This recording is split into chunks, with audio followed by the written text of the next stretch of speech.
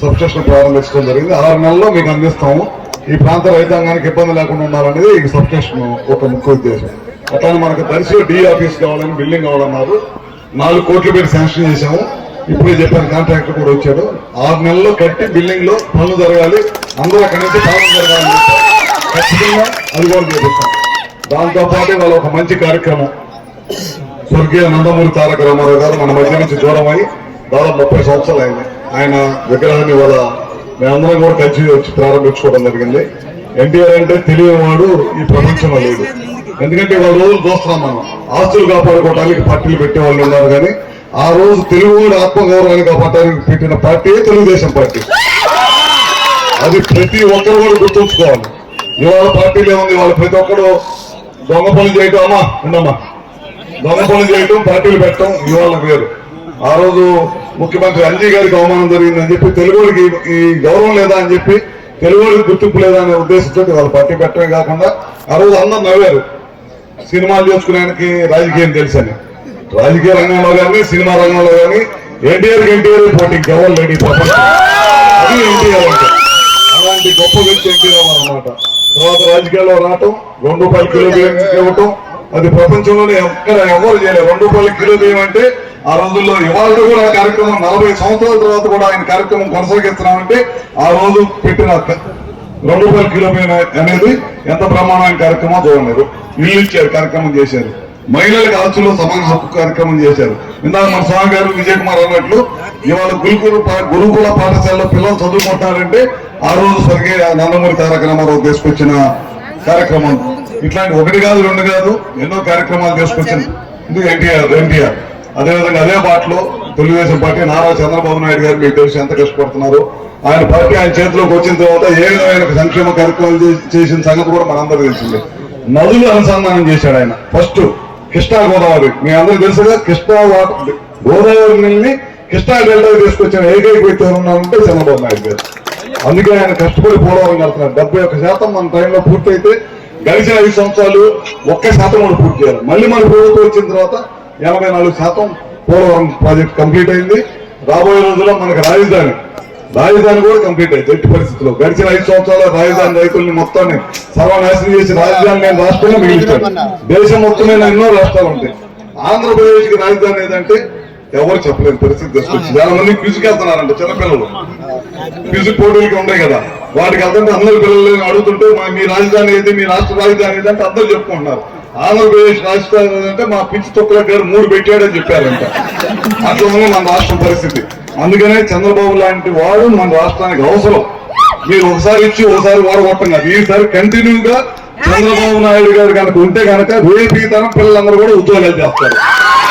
లేకపోతే పరిస్థితి చూశారు కదా మన ఈ మధ్య ఏం చేస్తున్నారు వాళ్ళు. మన పార్టీ అధికారంలో ఉన్నప్పుడు ఏ రకమైన కార్యక్రమాలు చేస్తుంది, వాళ్ళ పార్టీ అధికారంలో ఉన్నప్పుడు ఏ రకమైన కార్యక్రమాలు చేస్తుందో మీరు ఒకసారి చూడండి. ఇవాళ ఆ కార్యక్రమాలు చూస్తుంటే నేను పల్నాడు ఇన్ఛార్జ్ మినిస్టర్ కూడా ఇవాళ పొద్దునే ఫోన్ వచ్చింది, ఎక్కడో చనిపోయారు. అట్లా వాళ్ళు చేసిన ఫ్రాక్షన్ రాజకీయాలు చంద్రబాబు టైంలో రాయలసీమలో ఈ చుట్టుపక్కల ప్రాంతాలు అన్నింటిలో కూడా అంతరించాయి. కానీ పల్నాడు ప్రాంతంలో కూడా వాళ్ళు తీసుకొచ్చిన సంస్కృతిని పడిపోదా. పల్నాడు ప్రాంతాన్ని మొత్తాన్ని కూడా జగన్మోహన్ రెడ్డి టైంలో సర్వనాశనం చేసి వదిలిపెట్టాడు. వాళ్ళతో కూడా ఆ కక్షలు కార్యక్రమాలు ఇంకా కొనసాగుతాయండి. దాన్ని ముఖ్యమంత్రి గారు మన పార్టీ అయినా ఆ పార్టీ అయినా ఎట్టి పరిస్థితిలో ఇట్లాంటి చేయకూడదు, అభివృద్ధి ధ్యేయంగా ముందుకు వెళ్ళాలని చెప్పాడు. ఖచ్చితంగా అదే దశగా మేమందరం కూడా పనిచేస్తూ ఉంటాం.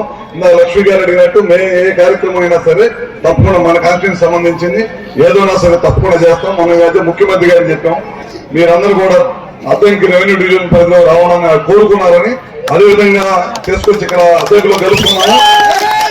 అదేవిధంగా ఒంగోలులో ఉంటామంటే ఒంగోలు చేశాం. కానీ మీరు మాత్రం కష్టపడి పనిచేసి ఎట్టి పరిస్థితులు ఈసారి తెలుగుదేశం పార్టీకి లక్ష్మీకి ఇక్కడి నుంచి గెలుపు అనేది మీరు చెప్పిన పనులన్నీ చేస్తున్నాం. మీరు జనం అయితే గుంపులు బాగానే ఉన్నారు, ఓట్లు అయితే రాట్లా. మరి ఈసారి మాత్రం ఖచ్చితంగా పనిచేయాలి. ఓళ్ళకి పూలు తల్లి అవయసు వేలు కలిగితే కుదరదు.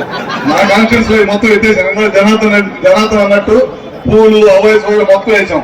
వెళ్తే ఊరికి వెళ్తాం, నడిచి తిరగటం, ఇల్లు టచ్ చేయటం, అందరూ పనులుంటే చూడటం, కాలేకి వెళ్తాం. గుంపులో పూలు చల్లటం, అవయసు వేలు కాదు, ఎలక్షన్ వచ్చినప్పుడు అటేయటం కాదు.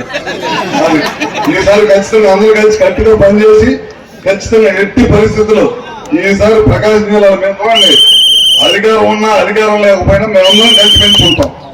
నేను కానీ జనార్దన్ కానీ ఉగ్గురా కానీ విజయ్ కానీ స్వామి కానీ ఎలక్షన్ అపోజిషన్ లో కూడా మేము అందరం కూడా ఒకరికొకరు తోడుగా ఉన్నాం. తోడుకుండా నా కష్టం వస్తే మా వాళ్ళు ఫోన్ చేసేవాళ్ళు, మా వాళ్ళ కష్టం వస్తే మేము ఫోన్ చేసాం. అందరూ కలిసికట్టుగా పనిచేసాం. మహానాడు ఎవరు కూడా పెట్టకపోతే మన జిల్లాలో బ్రహ్మాండంగా 5-6 లక్షల మంది మహానాడు పెట్టాం.